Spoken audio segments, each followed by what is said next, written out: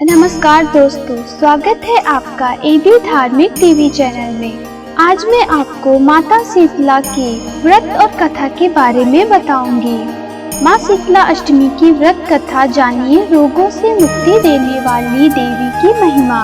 हिंदू पंचांग के अनुसार रंगों वाली होली के पर्व के 8 दिन बाद कृष्ण पक्ष की अष्टमी तिथि पर माता शीतला की पूजा होती है, जिसे बसोड़ा पूजा या शीतला अष्टमी भी कहा जाता है। ज्यादातर यह तिथि होली के 8 दिन बाद पड़ती है, लेकिन लोग शीतला अष्टमी होली के बाद पहले सोमवार या शुक्रवार को भी मना लेते हैं। मान्यताओं के अनुसार इस अष्टमी पर माता शीतला की पूजा करने से चेचक, चिकन पॉक्स और खसरा जैसी बीमारियां ठीक होती है और काया निरोगी रहती है।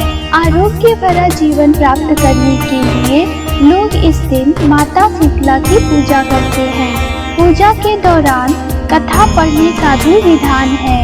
आइए जानते हैं क्या है शीतला माता के अनुष्ठान से जुड़ी कथा। शीतला माता की पौराणिक कथा। एक गांव में ब्राह्मण दंपति रहते थे। दंपति के 2 बेटे और 2 बहुएं थी। बहुओं को लंबे समय के बाद बेटे हुए। इतने में शीतला अष्टमी का पर्व आया। घर में पर्व के अनुसार ठंडा भोजन तैयार किया गया। दोनों बहुओं के मन में विचार आया कि यदि हम ठंडा बासी भोजन लेंगी तो बीमार होंगी। बेटे भी अभी छोटे हैं। इस विचार के कारण दोनों बहुओं ने चोरी छिपे पशुओं के दाने तैयार करने के बर्तन में गुपचुप 2 बाटी तैयार कर ली। सास बहू शीतला की पूजा करके आई और शीतला माता की कथा सुनी। बाद में सास शीतला माता के भजन करने बैठ गई, लेकिन दोनों बहुएं बच्चे रोने का बहाना बनाकर घर आ गई। दाने के बर्तन से गरम गरम रोटला निकाला, चूरमा किया और पेट भर खाना खाया। सास ने घर आने पर बहुओं से भोजन करने के लिए कहा।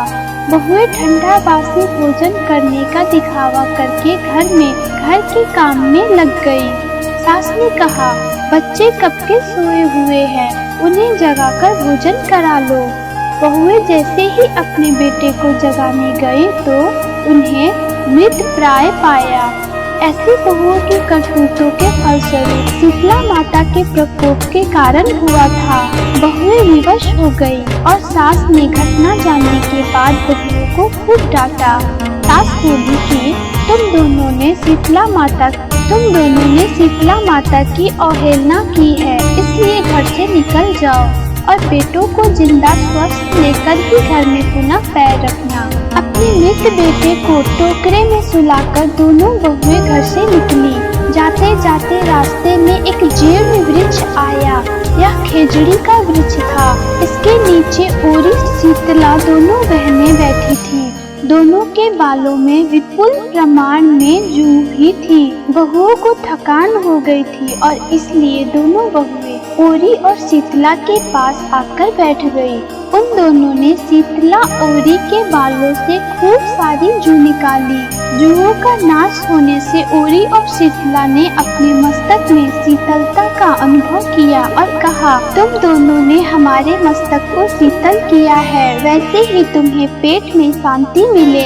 दोनों बहुएं एक साथ बोली कि पेट का दिया हुआ ही लेकर हम मारी मारी भटक रही हैं, परंतु शीतला माता के दर्शन हुए ही नहीं।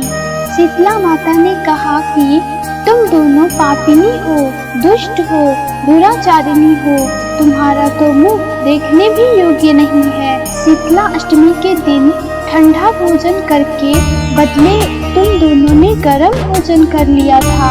यह सुनते ही बहुओं ने शीतला माता जी को पहचान लिया। देवरानी जेठानी ने दोनों ने माताओं का वंदन किया।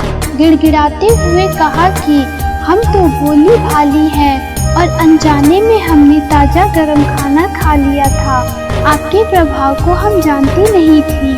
आप हम दोनों को क्षमा करें। हम पुनः ऐसा दुष्कृत्य कभी नहीं करेंगे। उनके पश्चात भरे वचनों को सुनकर माताएं प्रसन्न हुई। शीतला माता ने मृतक बालकों को जीवित कर दिया। बहुएं तब बच्चों को साथ लेकर आनंद से पुनः गांव लौट आई। गांव के लोगों ने जाना कि दोनों बहुओं को शीतला माता के साक्षात दर्शन हुए। दोनों का धूमधाम से स्वागत करके गांव में प्रवेश कराया गया। बहुओं ने कहा, हम गांव में शीतला माता के मंदिर का निर्माण करवाएंगी। चैत्र मास में शीतला अष्टमी के दिन मात्र ठंडा खाना ही खाएंगी। शीतला माता ने बहुओं पर जैसी अपनी दृष्टि की वैसी कृपा सब पर हो। श्री शीतला माँ सदा हमें शांति, शीतलता तथा आरोग्य प्रदान करे। शीतले त्वं जगन माता, शीतले त्वं जगत पिता, शीतले त्वं जगत धात्री, शीतलाय नमो नमः। बोलो श्री शीतला माता की जय। आशा करती हूँ आपको ये कहानी पसंद आई होगी। धन्यवाद।